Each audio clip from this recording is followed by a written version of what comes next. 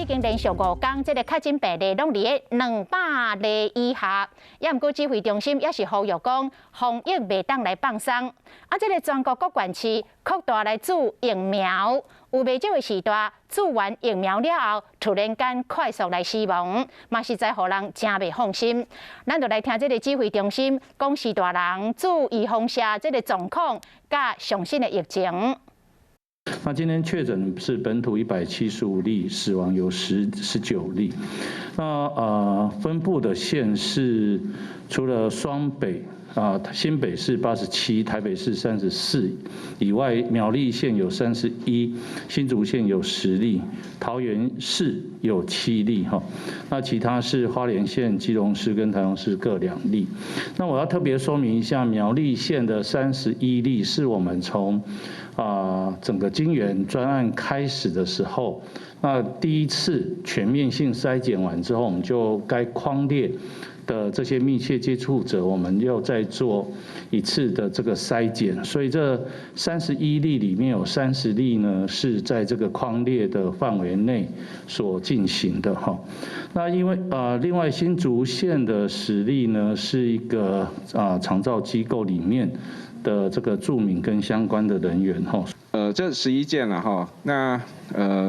最高到97岁哈，那另外有之前也有一例之前有一例是50几岁哦，那大多数都是80几岁了啊。那根据我们今天的新闻稿有针对这些部分来做一个说明哦，也就是说，在我们大规模的疫苗接种的初期，其实我们观察到，不管在英国、日本或韩国这边，那如果一开始是以这个年纪大的一个对长者来接种，那因为他有潜在的疾病哦，所以通常类似这样疫苗接种后通报死亡的案件的数量，通常就会增加哦。那通常我们如何去判断像类似这样的一个厘清这样的一个死因？那主要都是借由回顾病历资料或是解剖来厘清哈，那来调查这些事件是不是跟疫苗相关。那这2案，其实有一案先前也已经在记者会说过哦，它就是所谓的阻塞性的动脉阻塞性的动脉阻塞性的心血管疾病哦，加上这个急性心肌梗塞。那另外有一个也是在南部的哦，昨天才刚解剖完哦，它的解剖的结果也是像刚刚一样哦，就是动脉硬化的这个心血管疾病。那它的解剖之后发现有3条的动脉都堵塞了哦，那所以这个是目前11案里面有2案经过解剖，那当然可以说明跟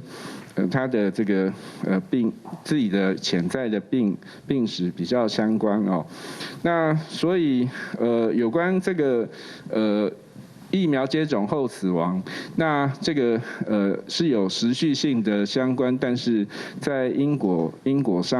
的相关的部分，这个部分当然还在后续，我们还会再做厘清，但是目前并没有看到说因为打了疫苗之后死亡的这个状况是因为这个疫苗所造成的。